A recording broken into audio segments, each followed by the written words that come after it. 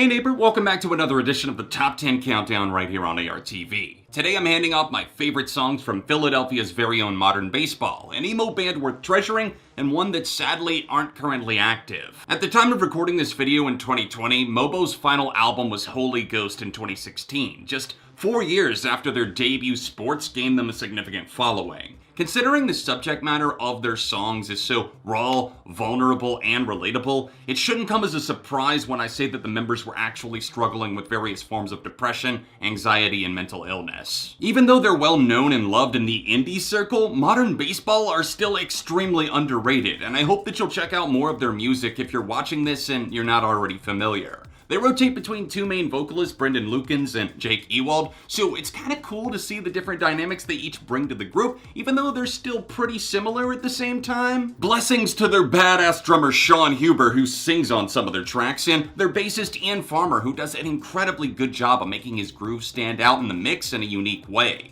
Here's to hoping that Mobo return to us when they're ready someday, but for now, buckle up, slap a big old like on this video, honorable mentions are in the description. Now let's get into my top 10.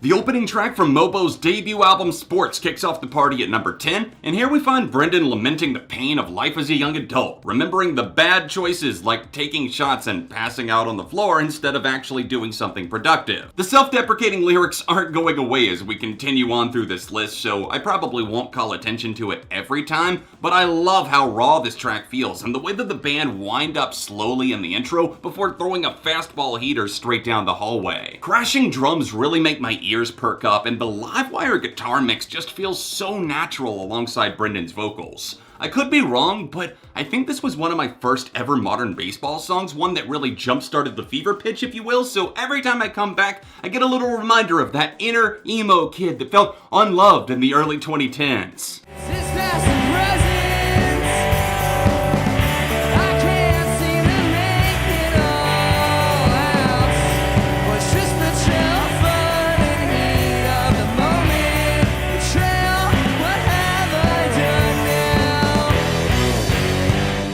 Short, sweet, with a bit of sour aftertaste, just like apple cider. This cut from Holy Ghost sees Brendon zeroing in on his past relationship, a girl that he couldn't trust, which eventually led them to going their separate ways. It's hard to pinpoint why I so consistently came back to this song above many of the other great tunes this album serves up. I guess I just really click with the mood the band are laying down. Shuffling steady drums, forlorn guitar that adds a little bit of extra tension to an already tense situation, and that forceful boiling over point in the final act all make Apple Cider I Don't Mind an exceptional breakup tune. I hate worrying about the future, cause all my current problems are based around the past. And I hate when you call me late at night just to check in to make sure I got nothing to be sad about, but it's alright. Another album opener. Fine Grade hits next, and it's a passive-aggressive doozy with Brendon on lead vocals once again. Being led on fucking sucks. No one likes it, and it's only natural to feel heated over that shit. Like, why are you texting me right now? I know that you're drunk. You don't actually want me. You're either bored, you have a problem, I'm the only one that'll listen. This is essentially the message that he's getting across here. Jagged little riffs make this a slightly odd head bopper given the subject matter, but then again, that's kind of these dudes in a nutshell. Yell along to getting royally screwed over, and that climactic ending is such a perfect touch. The tempo often tends to pick up in the later stages of Mobo songs, but the way the guitars dance here is untouchable.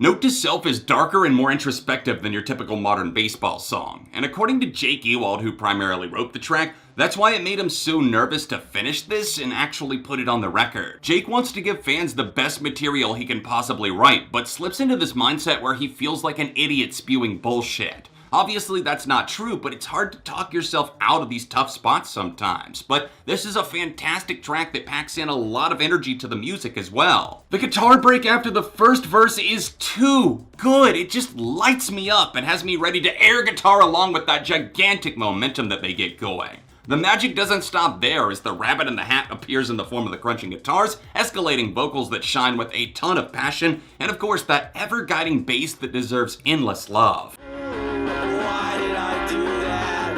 Why does everything collapse even when it's glued together?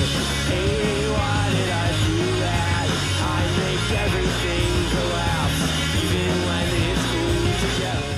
Noticing a trend yet with these songs? They don't waste any time bullshitting around the point. So here at number 6, we have yet another song that clocks in at less than 2 minutes long, yet somehow it makes more of an impact than a lot of standard length tracks that I can think of. Dominoes fall, setting off a chain of events that Jake feels powerless to stop. His mind makes reckless decisions that result in things falling apart all around him, and even though the apathy in the room could be cut with a knife, you'd also be able to cut through a big slice of meaty guitars that are so lively and vivid in the mix, it's impossible not to move around to. The corner of Good now in Broadway, where that huge sign says "Love Me," shrouded graffiti and the stench of weed. Ah, young love. It's a wonderful thing.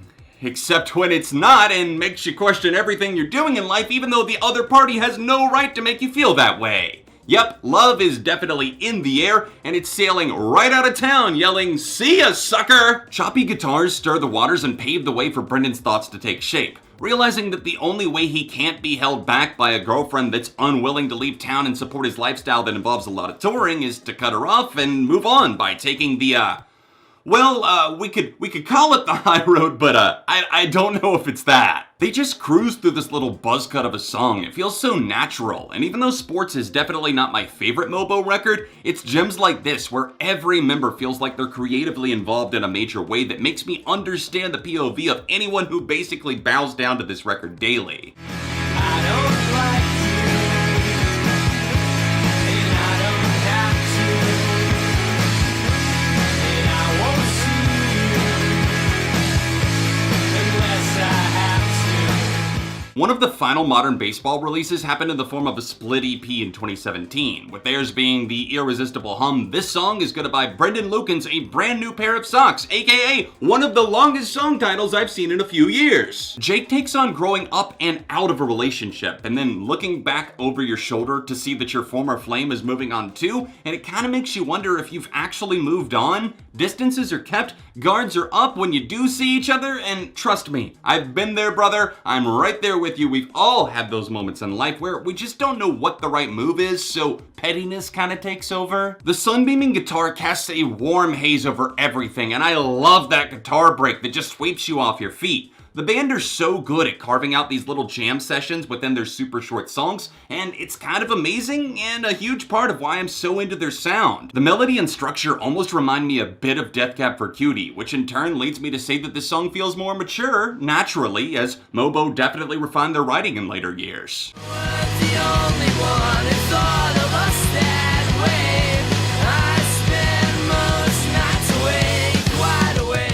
Who the fuck in their right mind would leave this classic out of a top 10 Mobo countdown? Not me, never me, that's for sure. This is a perfect starting point for anyone wanting to get into the band, but it's also a homie for life that you can vent all of those inner feelings to. Bullshit, you fucking miss me. That lyric just hooked me, and then their drummer comes in and blasts everyone's socks off by aggressively singing the second verse? Yes, the backing vocals too. God, everything that they line up here is a home run, and it's just one of those tracks that you can never get enough of. I walk home with my eyes low, dreaming of conversations we'll have tomorrow.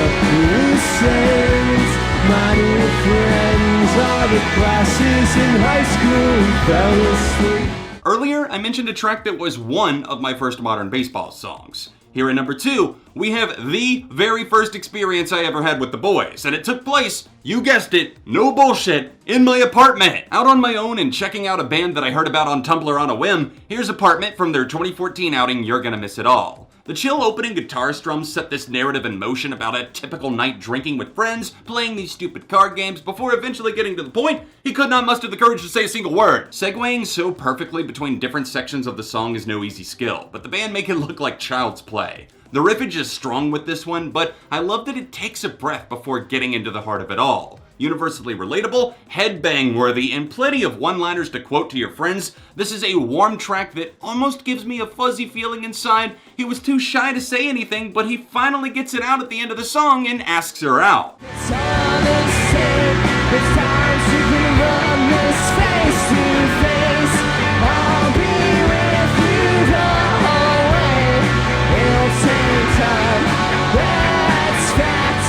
I'm not just another face. Battling demons head-on in song form once again, Brendon Lukens tackles his manic depression after a traumatizing experience that nearly led him to taking his own life. In number 1, we have the jaw-dropping Just Another Face, the pinnacle of modern baseball doing their thing, while also hitting a mature outlook that can only be described as a battle cry for wanting to live and hoping to find the happiness that you deserve. I'm not just another face, he cries out on this landmark track, a cry that I and so many others resonated with. Tears are gonna pour down on some listens, fair warning. It's a cathartic fuck you to life and to those that don't take mental illnesses seriously. And I honestly just feel secondhand proud for Brendon for even writing the song. It's haunting in a way, but everyone else in the band does such a killer job of rounding out the closing track from Holy Ghost. You get kind of this stern feeling from the guitars that open, but as the hook roars through town like a tornado, they step on the gas pedal big time. I can't praise this healing passage enough. Please go give it a spin and feel the power of trying to overcome hating yourself, something that's very clearly stated here to not be easy, but this life in your mental health is something worth fighting for. I'm very lucky to have experienced modern baseball as a unit while they were active. I actually caught them live opening for Brand New in 2016, which was super rad,